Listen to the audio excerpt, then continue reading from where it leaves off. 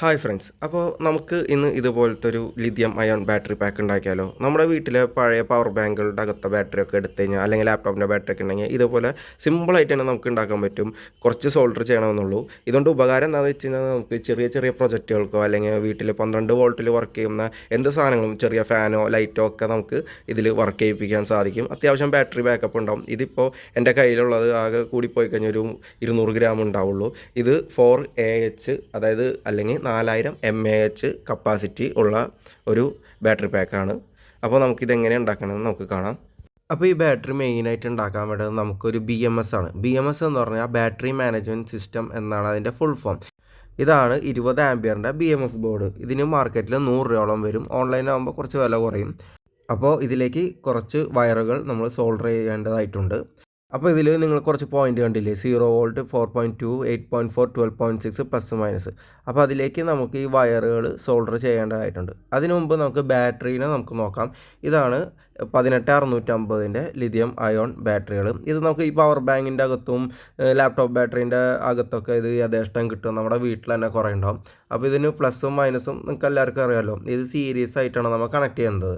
അതായത് 3 ബാറ്ററികൾ നമ്മൾ അടുപ്പിച്ച് വെച്ച് 12 വോൾട്ട് ആകുന്നു. ഇതിൻ്റെ നോമിനൽ വോൾട്ട് എന്ന് പറഞ്ഞാൽ 3.7 വോൾട്ടാണ്. അപ്പോൾ ഇത് നമ്മൾ 3 വെച്ച് ഇങ്ങനെ വെച്ച് കഴിഞ്ഞാൽ അത് 12 വോൾട്ടായി. അപ്പോൾ ഇതേപോലത്തെ 2 സെറ്റ് നമ്മൾ വെക്കും. അപ്പോൾ അങ്ങനെ 2 സെറ്റ് പാരലായിട്ട് വെക്കുമ്പോൾ അതിൻ്റെ MAH കൂടും. ഇപ്പോൾ ഇതെല്ലാം 2000 mAhൻ്റെ ബാറ്ററികളാണ്. അപ്പോൾ ഈ ഒരു സെറ്റപ്പിൽ 2000 mAh. ഇനി അടുത്ത 3 ബാറ്ററി ഇതേപോലെ സീരീസ് ആയിട്ട് തന്നെ നമ്മൾ ചെയ്യാൻ പോകുന്നത്. കണ്ടില്ലേ, നിങ്ങളെല്ലാവരും എന്നോട് ക്ഷമിക്കണം. കാരണം ഞാനൊരു കയ്യിൽ ഫോണും വെച്ചാണ് ഇത് റെക്കോർഡ് ചെയ്യണത്. അപ്പോൾ ട്രൈപോഡ് എൻ്റെ കയ്യിലില്ല. അപ്പോൾ ഒന്ന് നിങ്ങൾ ക്ഷമിക്കാം. അപ്പോൾ നമുക്ക് ഇതേപോലത്തെ 2 സെറ്റ് ആവശ്യമാണ്. ഈ ഒരു സെറ്റിൽ 2000 mAh ആണ് കപ്പാസിറ്റി. അപ്പോൾ ഇങ്ങനെ 2 സെറ്റ് ആകുമ്പോൾ 4000 mAh ആയി. അപ്പോൾ അതായത് 4AH. അപ്പോൾ നമ്മൾ ഇത് ശരിക്കും പറഞ്ഞു കഴിഞ്ഞാൽ ഇത് ചെയ്യണമെങ്കിൽ സ്പേസറുകളൊക്കെ മേടിക്കണം. പക്ഷേ ഇത് നമുക്ക് ലോക്കൽ അവൈലബിൾ അല്ല. ഈ സ്പേസർ ഞാൻ അന്വേഷിച്ചപ്പോൾ കിട്ടിയില്ല. അപ്പോൾ നമ്മൾ ഇൻസുലേഷൻ ടൈപ്പ് കൊണ്ട് ഇതേപോലെ ചുറ്റി വെച്ചിരിക്കുകയാണ്. അത് നല്ല സ്നഗ് ഫിറ്റ് ആയിട്ട് തന്നെ അവിടെ നിൽക്കും. അതിനൊന്നും കുഴപ്പമൊന്നുമില്ല. അപ്പോൾ നമ്മൾ ആ കാണിച്ച കോൺഫിഗറേഷനിൽ, അതായത് പ്ലസ് മൈനസ് പ്ലസ് എന്ന രീതിയിൽ 2 സെറ്റ് ഇങ്ങനെ നമ്മൾ സെറ്റാക്കിയിട്ടുണ്ട്. ഇപ്പോൾ നിങ്ങൾക്ക് ഏകദേശം കാണാൻ പറ്റും. പിന്നെ ഇതിൻ്റെ ഒക്കെ ടെർമിനലുകളിൽ ഞാൻ കുറച്ച് സോൾഡർ അപ്ലൈ ചെയ്തിട്ടുണ്ട്. കാരണം ഇത് ചെയ്യേണ്ടത് സ്പോട്ട് വെൽഡിംഗ് ആണ്. സ്പോട്ട് വെൽഡിംഗ് മെഷീന് ചുരുക്കിയത് 2500 കൊടുക്കണം. അപ്പോൾ നമുക്കില്ലെങ്കിൽ സോൾഡറിങ് തന്നെ മതി. പക്ഷേ ഇതിന് ഏറ്റവും ഉത്തമം എന്ന് പറഞ്ഞാൽ സ്പോട്ട് വെൽഡിങ് തന്നെയാണ്. കാരണം സ്പോട്ട് വെൽഡിംഗ് ആകുമ്പോൾ അത് കറക്റ്റായിട്ട് നിൽക്കും. അതിന് ഉപയോഗിക്കേണ്ടതാണ് ഈ നിക്കൽ സ്ട്രിപ്പുകൾ. ഈ നിക്കൽ സ്ട്രിപ്പുകൾ ചീപ്പായിട്ട് കിട്ടും, 10 രൂപയ്ക്കുള്ളൂ. പക്ഷേ ഈ നിക്കൽ സ്ട്രിപ്പ് വയ്ക്കുമ്പോൾ സ്പോട്ട് വെൽഡിംഗ് ആണ് ചെയ്യേണ്ടത്. അതിന് പകരം നമ്മളിപ്പോൾ സ്പോട്ട് വെൽഡർ ഇല്ലാത്തതുകൊണ്ട് സോൾഡർ ചെയ്യാൻ പോവാണ്. അപ്പോൾ ഇതിന് കുറച്ച് കോൺഫിഗറേഷൻ ഉണ്ട്, ഞാൻ പറഞ്ഞുതരാം. പിന്നെ ഇതാണ് നമ്മുടെ ബോർഡ്. ഇതിൽ ഞാൻ കുറേ ലീഡ്സ് ഞാൻ സോൾഡർ ചെയ്തിട്ടുണ്ട്. ഇത് നിങ്ങൾക്ക് കാണിക്കാത്തത് വേറെ ഒന്നല്ല, ഇത് സോൾഡർ ചെയ്തു. പിന്നെ അതുപോലെ തന്നെ മൊബൈലിൽ കയ്യിൽ വെച്ചിട്ട് ശരിയാവണില്ല. അതുകൊണ്ട് ഓരോ ടെർമിനലിലേക്കും ഞാൻ ഓരോ വയർ സോൾഡർ ചെയ്തിട്ടിട്ടുണ്ട്. നിങ്ങൾക്ക് വേണമെങ്കിൽ സെപ്പറേറ്റ് കളറിലുള്ള വെവ്വേറെ വയറുകൾ ഉപയോഗിക്കാം. പക്ഷേ സൂക്ഷിക്കുക, എനിക്കിത് ചെറുതായിട്ട് അറിയാവുന്നതുകൊണ്ട് ഞാൻ എല്ലാത്തിനും ഒരേ വയറാണ് കൊടുത്തിരിക്കുന്നത്.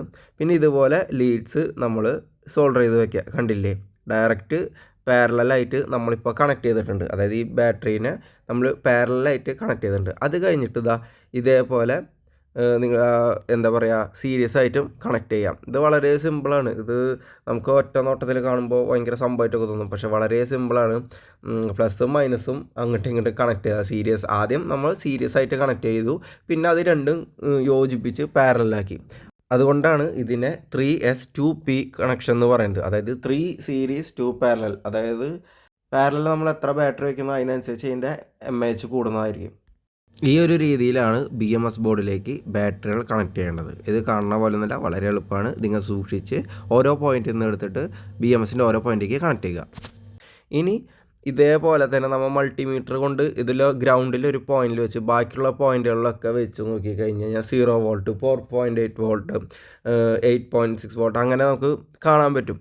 അപ്പോൾ നമുക്ക് ഇതിൽ നിന്ന് കണ്ടില്ലേ, ഇപ്പോൾ ടോട്ടൽ നമുക്ക് 11.57 ഔട്ട്പുട്ട് കിട്ടുന്നുണ്ട്. അതായത് ഇതിപ്പോൾ 12 വോൾട്ട് ബാറ്ററി പാക്ക് ആയതുകൊണ്ട് നമുക്ക് അതന്നെ അടിപൊളിയായിട്ട് കിട്ടുന്നുണ്ട്. ഇപ്പോൾ നമ്മൾ ഒരു 12 വോൾട്ടിൻ്റെ DC ട്യൂബ് കത്തിച്ച് നോക്കുകയാണ്. ഇതെങ്ങനെ ഉണ്ടാക്കാമെന്ന് ഞാൻ വീഡിയോ ചെയ്യാം. സിമ്പിളാണ്. ഇതൊക്കെ വളരെ സിമ്പിൾ പ്രോജക്റ്റാണ്. നിങ്ങൾക്ക് കാണുമ്പോൾ ഇതൊക്കെ വലിയ സംഭവമായിട്ട് തോന്നും. പല യൂട്യൂബേഴ്സ് ഇത് വലിയ സംഭവമായിട്ടാണ് പറയുന്നത്. പക്ഷേ ഇതൊക്കെ സിമ്പിളാണ്. അപ്പോൾ ഇതേപോലെ 2 വയറും കൂടി നമ്മൾ സോൾഡർ ചെയ്ത് കൊടുക്കേണ്ടതായിട്ടുണ്ട്. അതിന് കാരണം എന്താണെന്ന് വെച്ച് കഴിഞ്ഞാൽ നമുക്ക് ബാറ്ററി ചാർജ് ചെയ്യണമല്ലോ. ഈ ബാറ്ററി ചാർജ് ചെയ്യാനായിട്ട് നമ്മൾ ഉപയോഗിക്കുന്നത് 12 വോൾട്ട് 1 ആമ്പിയറിൻ്റെ സാധാ ചാർജറാണ്. അത് ലോക്കൽ മാർക്കറ്റിലൊക്കെ 50 രൂപ 100 രൂപയ്ക്കൊക്കെ കിട്ടും. അപ്പോൾ അതിനൊക്കെ മെയിൽ പോർട്ടായിരിക്കും. അപ്പോൾ അതിന് നമുക്ക് പകരം ഇതിൻ്റെ ഫീമെയിൽ പോർട്ട് നമുക്ക് കൊടുക്കാം. ഇത് നമ്മൾ ശരിക്കും സോൾഡർ ചെയ്ത് സ്നഗ് ഫിറ്റാക്കി വെക്കണം, ഇല്ലെങ്കിൽ അത് ഊരിപ്പോരും. അപ്പോൾ നമുക്ക് ഈ ഒരു പോർട്ടിൽ കൂടെ ചാർജും ചെയ്യാം, ഈ ഒരു പോർട്ടിൽ കൂടെ ഔട്ട് എടുക്കാം, അല്ലെങ്കിൽ രണ്ടും നടക്കും. കാരണം അത് രണ്ടും സെയിം പോർട്ടാണ്. അപ്പോൾ അങ്ങനെ നമുക്ക് സിമ്പിളായിട്ട് ചെയ്യാൻ പറ്റും. കണ്ടില്ലേ നിങ്ങൾക്ക് 11.51 വോൾട്ട് ഔട്ട് വരുന്നുണ്ട്. അത് നമുക്ക് ചാർജ് ചെയ്ത് കഴിയുമ്പോൾ അത് കുറച്ച് കൂടുന്നതായിരിക്കും. പിന്നെ ഇതുപോലെ നല്ല ഇൻസുലേഷൻ ടൈപ്പൊക്കെ ഒട്ടിച്ച് വെച്ച് ആ ബോർഡ് അനങ്ങാണ്ടോ ഒക്കെ ആക്കുക. ശരിക്കും ഇങ്ങനെ നല്ല ഇത് ചെയ്യേണ്ടത്. ഇതൊക്കെ ചെറിയൊരു പ്രൊജക്റ്റിന് വേണ്ടിയിട്ട് നമുക്ക് ഉപയോഗിക്കാമെന്ന് മാത്രം. കാരണം ഈ ഒരു ലിഥിയം ബാറ്ററി സൂക്ഷിക്കേണ്ടതാണ്. അത് ഹീറ്റായി കഴിഞ്ഞാൽ പൊട്ടിത്തെറിക്കാനുള്ള സാധ്യതയൊക്കെ കൂടുതലാണ്. പക്ഷേ നമ്മളിപ്പോൾ ഒരു ചെറിയ ചെറിയ പ്രൊജക്റ്റുകൾക്കൊക്കെ വേണ്ടി, അല്ലെങ്കിൽ നമ്മുടെ എക്സ്പെരിമെൻറ്റുകൾക്കൊക്കെ വേണ്ടിയിട്ട് നമുക്കിത് ഉപയോഗിക്കാവുന്നതാണ്. ഇത് 4 AH ബാറ്ററിയാണ്. നിങ്ങളൊരു 4 AH 12 volt lead acid battery കൊണ്ട് നടക്കാൻ പറ്റില്ല. കാരണം അതിന് അത്യാവശ്യം കനം ഉണ്ടാവും. പക്ഷേ ഇതാകുമ്പോൾ നമുക്ക് സിമ്പിളായിട്ട് കൊണ്ട് നടക്കാൻ പറ്റും. നമുക്ക് ചെറിയ ചെറിയ പരീക്ഷണങ്ങൾക്കൊക്കെ ഉപയോഗിക്കാൻ പറ്റും. ഇതിൽ നിന്ന് ഇപ്പോൾ ഒരു 12 വോൾട്ടിൻ്റെ ഒരു ട്യൂബ്, LED ട്യൂബ് ഇത് കത്തണം കണ്ടില്ലേ. നല്ല ബ്രൈറ്റ്നെസ് ഉണ്ട് ഇതിന്.